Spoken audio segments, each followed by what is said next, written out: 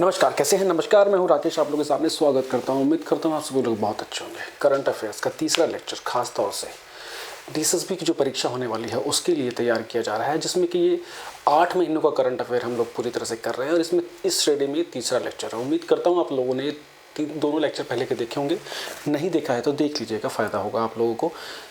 Primary exam में खास तौर से डीएसएसबी या केवीएस या यूपी प्राइमरी में जिस प्रकार के आपको करंट दिखते हैं उस प्रकार का करंट मैं करा रहा हूँ। स्ट्रेट मेनली वो लोग स्ट्रेट ही पूछते हैं और इस तरह की परीक्षा में स्ट्रेट ही पूछा जाता है।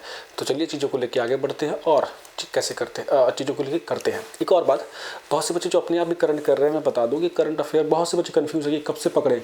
करंट अफेयर जब परीक्षा होने वाली होती है उससे जस्ट 20 दिन पहले से लेके और एटलीस्ट 7 से 8 महीने का करना चाहिए। और डिपेंड करता है कि आप पीछे से करते हैं या जैसे कि मान लीजिए मैं सितंबर तक के लिए बोल रहा हूँ, तो आप सितंबर से शुरू करेंगे तो ज़्यादा फ़ायदा नहीं होगा।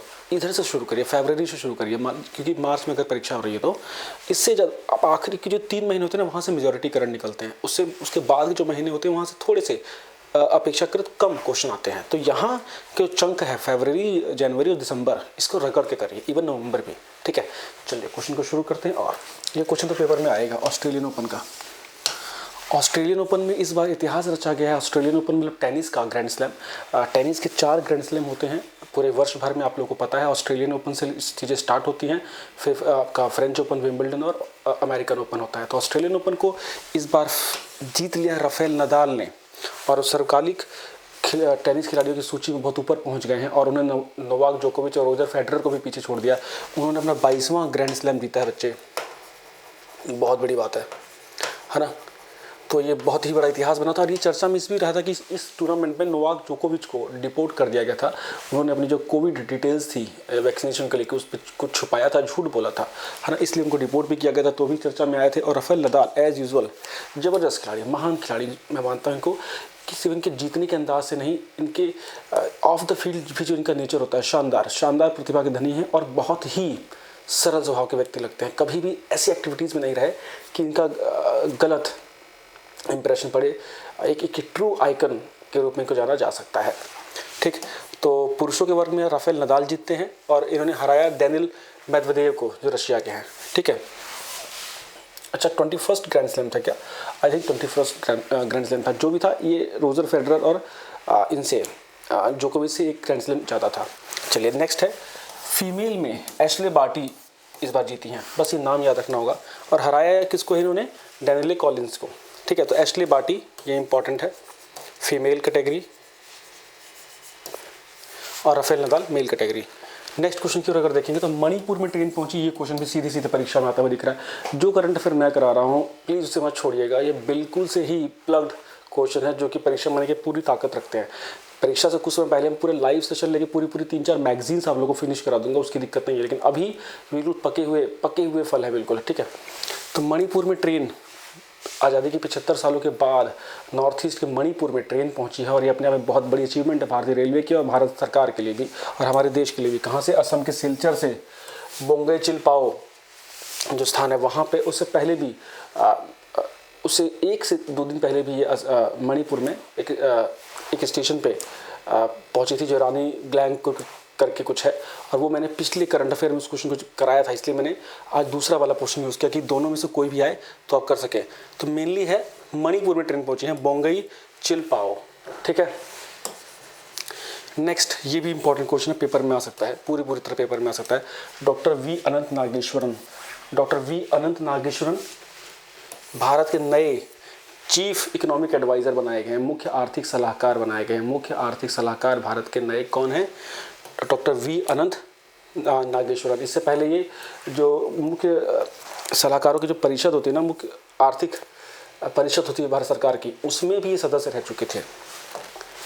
नेक्स्ट क्वेश्चन करते हैं, पश्चिम लहर के नाम से वेस्टर्न लहर या XPL 2022 है ना के नाम से एक मिलिट्री एक्सरसाइज हुई है या युद्ध अभ्यास हुआ या एक अभ्यास हुआ है किसके बीच में? भारतीय नेवी ने अपनी जितनी की कमांड है, सारी कमांड है उनका एक जॉइंट प्लस हमारे एयरफोर्स और नेवी और आर्मी, इन सब का समावेशन करके एक एक्सरसाइज की है जिसको कि पश्चिमी लहर का नाम दिया गया है। ठीक, बहुत ही इंपॉर्टेंट है। नेक्स्ट है INS khukri. INS khukri retire की गई हैं। इंडियन नेवल शिप है ये, युद्धपोत था जिसको भी भारतीय नेवी से रिटायर किया गया है। नेक्स्ट क्वेश्चन देखें तो अमर जवान ज्योति से रिलेटेड क्वेश्चन पेपर में आ सकता है। अमर जवान ज्योति जो कि 1971 की भारत का पाकिस्तान का युद्ध था उसके बाद से 1972 से लगातार है ना जवानों की याद में जलाई जा रही थी। नई दिल्ली के इंडिया गेट के सामने आप लोगों ने देखा भी होगा कई बार, आइकॉनिक इमेज भी है वो, आइकॉनिक स्थान भी है वो। उसको अब फाइनली उसको बुझा दिया गया है और उसको कुछ ही मीटर पे, कुछ ही मतलब सिर्फ 100 मीटर दूर पे बने नेशनल वॉर मेमोरियल है ना, जो कि 2019 में बना था, उसमें जो अग्नि प्रज्वलित हो रही है उसमें उसको मिक्स कर दिया गया, मतलब उसमें समाहित कर दिया गया है। ठीक है, तो वहाँ से उठा के उसको नेशनल वॉर मेमोरियल पे शिफ्ट किया गया है जो अमर जवान ज्योति है।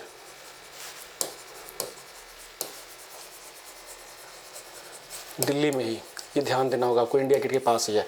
अच्छा, वहाँ पे अब नेताजी सुभाष चंद्र बोस जी की मूर्ति लगा दी गई है। ये बहुत इंपॉर्टेंट है, पेपर में क्वेश्चन आ सकता है।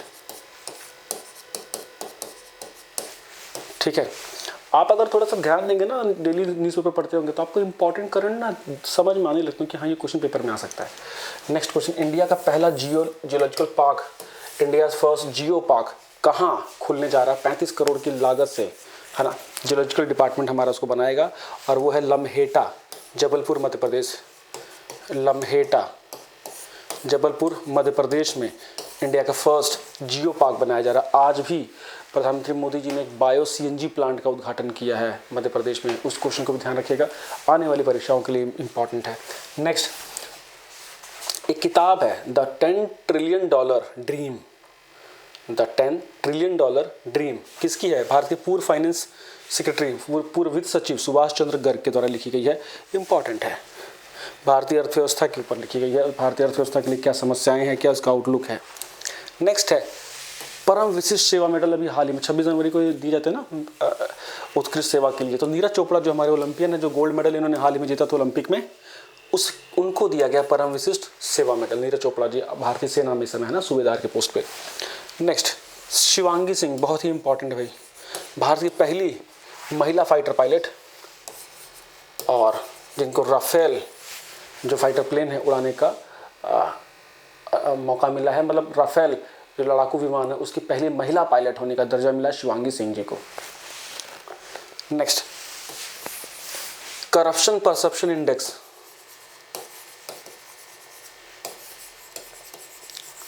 करप्शन परसेप्शन इंडेक्स, भ्रष्टाचार बोध सूचकांक 2022 में, 2021 का डेटा 2022 में भी लेटेस्ट में जनवरी में लॉन्च हुआ है ना। बिल्कुल लेटेस्ट जो रैंकिंग है वो देखनी होगी आप लोगों को। ट्रांसपेरेंसी इंटरनेशनल जो एक अंतर्राष्ट्रीय बहुत बड़ी संस्था है उसके द्वारा हर वर्ष ये आता है। वैसे मैं पूरा इंडेक्स भी कराऊंगा, लेकिन ये बहुत इंपॉर्टेंट है। इंडिया को 85 रैंक मिला है, पिछली बार से 1 पॉइंट इंप्रूव हुए हैं। रैंक 1 पे डेनमार्क है, रैंक 2 पे न्यूजीलैंड है, बस अपने लिए यही बहुत जरूरी है। पाकिस्तान 140 नंबर पे है। भ्रष्टाचार को लेकर हमारी स्थिति विगत कुछ वर्षों में एक समान जैसी बनी हुई है, बहुत बड़ा हम इसमें बदलाव अभी नहीं कर पा रहे हैं। डेनमार्क लगातार अपनी सिचुएशन को मजबूत किए हुए है। ठीक है, बहुत ही इंपॉर्टेंट क्वेश्चन है। आप लोग जो लेक्चर्स हैं उसको देखा करिए, अगर अच्छा लगे ना तो दोस्तों तक जरूर अप्रिशिएट करके जरूर भेजा करिए। बहुत ही लिमिटेड कंटेंट में बनाता हूँ, क्वालिटी कंटेंट बनाता हूँ, और सिर्फ वही चीज़ें करते हैं जिसका आपसे सरोकार हो सकता है एक सीरियस लर्नर के रूप में। तो अगर आप सीरियस लर्नर हैं तो आप टेलीग्राम ग्रुप जरूर ज्वाइन करिएगा, चैनल को सब्सक्राइब जरूर करिएगा। और हाँ, अगर आपके साथ और भी अच्छे दोस्त, आपके लोग जो प्रिपरेशन कर रहे हैं, उन तक जरूर इस चैनल को पहुँचाइएगा। नेक्स्ट क्वेश्चन अगर देखें, ICC women cricketer of the year Smriti Mandhana, paper में आएगा। स्मृति मंधाना दूसरी क्रिकेटर ऑफ द ईयर है, इससे पहले एलिस पैरी थी लास्ट टाइम। तो बहुत इंपॉर्टेंट है, महिला क्रिकेट में काफ़ी चीज़ें हो रही हैं। भारतीय महिला खिलाड़ी, क्रिकेट खिलाड़ी स्मृति मंधाना जी को ICC women cricketer of the year का अवार्ड दिया गया है। आज मैं अमूमन थोड़ा स्लो चलने की कोशिश कर रहा हूँ, बिकॉज बच्चे कई बोलते थे कि आप बहुत ज़्यादा फास्ट हो जाते हैं, तो चलिए थोड़ा टाइम हम लेके चलेंगे। Next, IMF international monetary fund, अंतर्राष्ट्रीय मुद्रा कोष, जो कि अंतर्राष्ट्रीय संस्था है, वित्तीय संस्था है, और हर वर्ष एक पुस्तक निकालती है, मतलब एक किताब निकालती है या एक पत्रिका निकालती है, जिसे बोलते हैं वर्ल्ड इकोनॉमिक आउटलुक, विश्व आर्थिक परिदृश्य। क्वेश्चन यही आता है कि ये किताब कौन जारी करता है? ये जारी करते हैं। इसमें ये वर्ल्ड में ना इकोनॉमिक सिनेरियो के ऊपर बातचीत करते हैं। तो इस बार इन्होंने क्या बोला है कि भारत जो दुनिया की अर्थव्यवस्था है वो थोड़ी रिड्यूस होगी, ग्रोथ 4.4 एस्टिमेट की है, और बोला कि माइट भी फर्दर भी डिक्लाइन हो सकती है। बहुत इम्पोर्टेंट है। हाँ, आसाम वैभव अवार्ड, आसाम राज्य सरकार ने अपना सर्वोच्च पुरस्कार दिया है आसाम वैभव अवार्ड किसको? टाटा ग्रुप के बहुत बड़े नाम रतन टाटा जी को। रतन टाटा जी को आसाम वैभव पुरस्कार मिला है। बहुत बढ़िया। नेक्स्ट, योग्यता मोबाइल एप्लीकेशन किससे जुड़ा हुआ है? योग्यता मोबाइल एप्लीकेशन जुड़ा हुआ है ministry of electronic and information technology department, industry से। ठीक है, क्या करता है ये स्किल डेवलपमेंट से रिलेटेड है, कौशल विकास से रिलेटेड है। याद रखना, इसको याद रखना। यस, 2022 का Syed Modi international badminton championship किसने जीती? पीवी सिंधु। भारत का एक बहुत फेमस सैयद मोदी, जो बहुत फेमस खिलाड़ी थे बैडमिंटन के, उनके नाम पे खेला जाता है अंतर्राष्ट्रीय टूर्नामेंट है ये। 2022 का इस बार का जीता है पीवी सिंधु जी ने। ठीक, बहुत ज़बरदस्त। ओलंपिक 2 बार ओलंपिक मेडल ले चुकी है। नेक्स्ट है पराक्रम दिवस। पराक्रम दिवस अभी हाल ही में मनाया गया। कब? 23 जनवरी को मनाया जाता है हर वर्ष, आपको पता है। जो सुभाष चंद्र बोस जी हैं हमारे, है ना, नेताजी सुभाष चंद्र बोस, उनकी वर्षगांठ को, उनके जन्म दिवस को पराक्रम दिवस के रूप में मनाया जाता है। और इस बार 125वां जन्म दिवस था उनका। तो याद रखना है आप लोगों को पराक्रम दिवस के बारे में। कहीं से क्वेश्चन घूम के आ सकता है। कैसे लगे क्वेश्चन बताइएगा। करीब 20 करंट अफेयर किए हैं मामूली से टाइम में। नेक्स्ट वीडियो आती है, तब तक इंतज़ार। और चैनल पे अन्य लेक्चर्स को देखते रहिएगा। प्लेलिस्ट में बना रहा हूँ, प्लेलिस्ट में अब चीज़ें अलग कर दी हैं, उसको देख लीजिएगा। यूपीपीसीएस, यूपीपीआरटी, केवीएसपीआरटी और डीएसएसबी इसकी प्रिपरेशन कर रहे हैं तो बने रहिएगा चैनल पे। Thank you.